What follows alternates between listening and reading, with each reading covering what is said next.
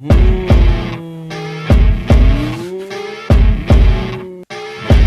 Hello guys, आपका हमारे channel पर स्वागत है। आज हम बात करेंगे साइंस टॉक के बारे में। आज से हमारा सीरीज चालू हो रहा है साइंस टेक टॉक, जिसमें हम साइंस से रिलेटेड छोटी से छोटी बड़ी से बड़ी चीजों को यहाँ पर एक्सप्लेन करेंगे। आज का हमारा टॉपिक है एरोप्लेन किस तरीके से काम करता है, एरोप्लेन में कौन सा फ्यूल डाला जाता है, एरोप्लेन कितने हाइट पे चलता है, एरोप्लेन बनाने के लिए कौन सा मटेरियल लगाया जाता है। आज हम इस सारी चीजों के बारे में डिस्कस करेंगे। इसके लिए आप हमारे चैनल को सब्सक्राइब कर लीजिए, बेल आइकन को दबा लीजिए, ताकि आने वाले वीडियोस के बारे में आपको जानकारी मिल पाएगी। आज हम इस सेशन में पूरी तरीके से जानकारी देंगे। बने रहिए लास्ट तक। मैं संतोष भारती, टेक दिल्ली चैनल में आपका स्वागत। चलिए स्टार्ट करते हैं। बेसिकली फ्लाइट को आकाश में उड़ने के लिए दो थ्योरम काम करती है, एक बर्नौली का प्रमेय, दूसरा न्यूटन्स थर्ड लॉ। जब भी आकाश में एरोप्लेन उड़ता है उस पे चार फोर्स अप्लाई होते हैं, drag, thrust, weight and lift. इन चारों फोर्स की वजह से ही एरोप्लेन आकाश में टिका रह पाता है। इंजन जो है थ्रस्ट बल प्रोवाइड करता है, जो कि एरोप्लेन को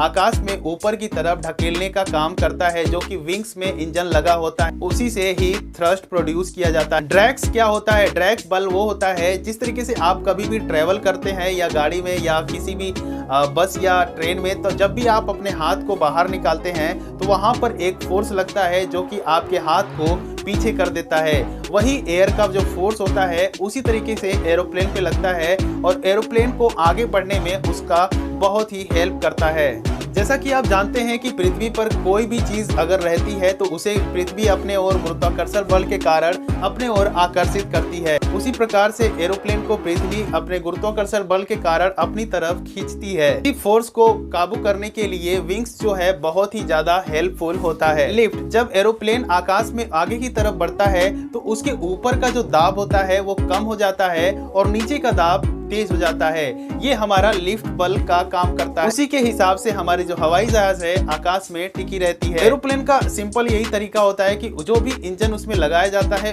केवल उसका काम यही होता है कि जहाज को पुशअप दे सके। एरोप्लेन इसी तरीके से काम करता है, उसकी बनावट के हिसाब से ही वो आकाश में उड़ पाता है।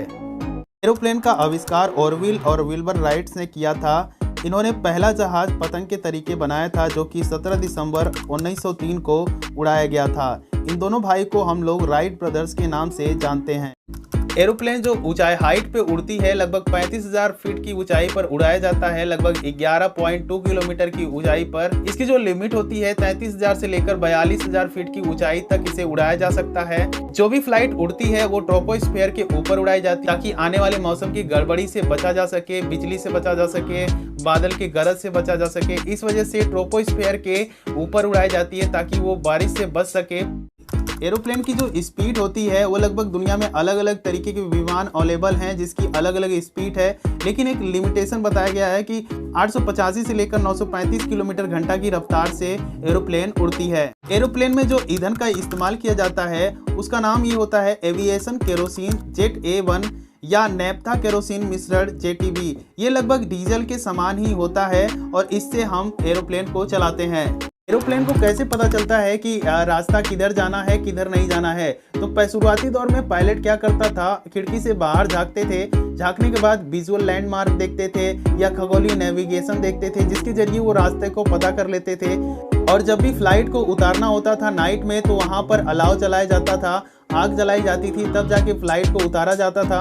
अगर दिन में अगर उतारना होता था तो वहाँ पर ढेर सारे कंक्रीट को इकट्ठा कर लिया जाता था और उसका इंडिकेशन किया जाता था फ्लाइट को, तब पायलट उसे फ्लाइट को वहाँ पर लैंड करा देता था। अब जो है जीपीएस का इस्तेमाल किया जाता है। कॉकपिट में लगे जीपीएस से सारी चीजें वहाँ पर डिस्प्ले की जाती है। वहाँ पर स्पीड भी दिखाता है, डिस्टेंस भी दिखाता है, वे पॉइंट भी दिखाता है, एकदम एक्यूरेसी भी करेक्ट दिखाता है। तो जीपीएस की मदद से अब रास्ते को ढूंढा जाता है। जीपीएस की मदद से ही पायलट जो है एरोप्लेन को सही डेस्टिनेशन पर पहुंचा पाता है।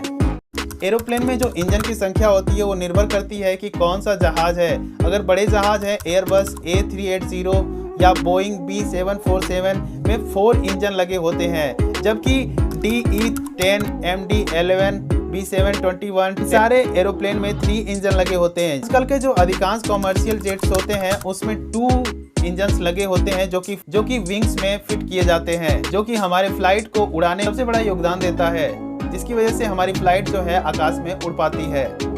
भारत की जो सबसे पहली उड़ान भरी गई थी 8 फरवरी 1911 पहली कॉमर्शियल उड़ान भरी गई थी, जिसमें इलाहाबाद से नैनी के बीच में 6 मील्स की दूरी तय की गई थी। एरोप्लेन बनाने के लिए अलग अलग मटेरियल का इस्तेमाल किया जाता है, जैसे स्टील, एल्युमिनियम, टाइटेनियम। इन सारे मटेरियल को मिलाकर ही हम एरोप्लेन को बनाते हैं ताकि हमारे एरोप्लेन की जो बॉडी हो स्ट्रॉन्ग हो सके। अगर ये वीडियो आपको अच्छा लगा तो वीडियो को लाइक करिए, चैनल को सब्सक्राइब करिए। मिलते हैं नेक्स्ट वीडियो में, तब तक के लिए जय हिंद, जय भारत।